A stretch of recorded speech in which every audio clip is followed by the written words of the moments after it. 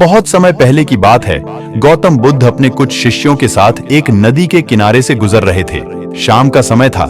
डूबता हुआ सूरज अपनी लालिमा से वातावरण को आकर्षक बना रहा था।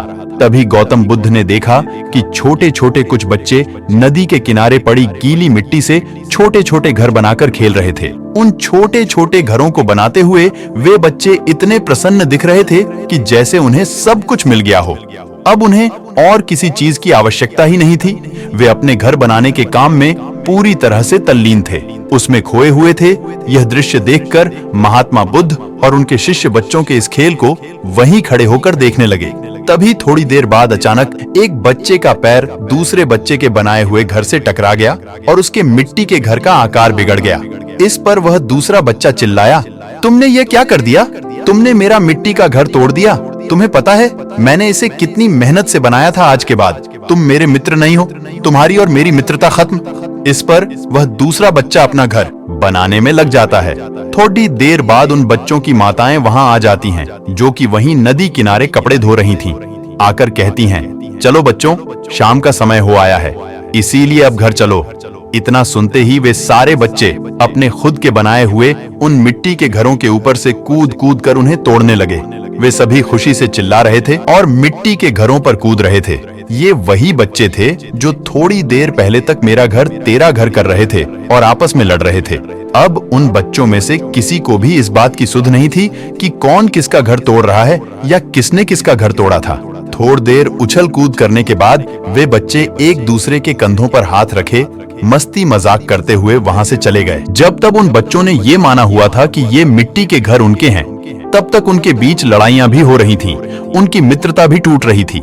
लेकिन जैसे ही बच्चों को पता चला कि अब रात होने वाली है और अब उनके असली घर जाने का समय आ चुका है, तो बच्चों का मिट्टी के घर के प्रति सारा मोह समाप्त हो गया और उन्होंने खुद ही कूद कूद कर उन घरों को तोड़ डाला और खेलते कूदते अपने अपने घर चले गए। इस घटना को महात्मा बुद्ध और उनके शिष्य पूरे ध्यान से देख रहे थे।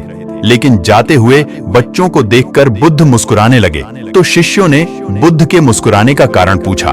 तब बुद्ध कहने लगे, शिष्यों, ऐसा ही हमारे जीवन के साथ भी होता है। जिस इंसान को यह स्पष्ट रूप से दिखाई दे गया कि यहाँ मरना है, रात होनी ही है, आज नहीं तो कल अपने असली घर वापस जाना ही पड़ेगा, उस इंसान का इस संसार के प्रति सारा मोह, सारा रस समाप्त हो जाता है। जैसे जब उन बच्चों को यह महसूस हो गया कि यह तो उनकी ही बनाई हुई दुनिया थी जिसमें वे कुछ देर के लिए खो गए थे, उनका असली घर तो कहीं और है, तो उन्होंने खुद ही अपने उन मिट्टी के घरों को तोड़ दिया और उनसे मुक्त हो गए। बुद्ध ने आगे कहा कि लोग मुझसे अक्सर पूछते हैं कि हमें इस संसार से मुक्ति कैसे मिलेगी, जबकि सत्य तो यह है कि तुम्हें मुक्त होने की जरूरत ही नहीं है, तुम तो पहले से ही मुक्त हो। ये तो बस तुमने मान लिया है कि तुम दुनिया से जुड़े बैठे हो। ये तो बस एक सपना है जिसे तुम सच मानकर जिए चले जा रहे हो। लेकिन ये सपना भी एक दिन टूट ही जाएगा, क्योंकि सभी सपने अंततः टूट ही जाते हैं। ये भी टूटेगा जब तक उन बच्चों ने उन मिट्टी के घरों से खुद को जोड़ रखा था, उन्हें अपना माना हुआ था। तब तक उनके अंदर ये भय भी बैठा हुआ था कि कहीं ये टूट ना जाए, कहीं कोई इनको नुकसान ना पहुंचा दे। लेकिन जैसे ही शाम होने को आती है, उन बच्चों का उनके असली घर जाने का समय आता है, उनका उन मिट्टी के घरों के प्रति सारा भय, सारा प्रेम समाप्त हो जाता है। ये जीवन भी ऐसा ही है। वो सारी चीजें जिनके लिए तुम हमेशा डरे हुए रहते हो, चिंतित रहते हो, जिनसे तुम जुड़ाव महसूस करते हो, वो सब कुछ बस एक सपना है जिसमें तुम जिए चले जा रहे हो, और ये सपना किसी भी क्षण टूट सकता है। जिन चीजों और लोगों को तुम अपना मान बैठे हो, वो तुम्हारे हैं ही नहीं, ना कभी थे।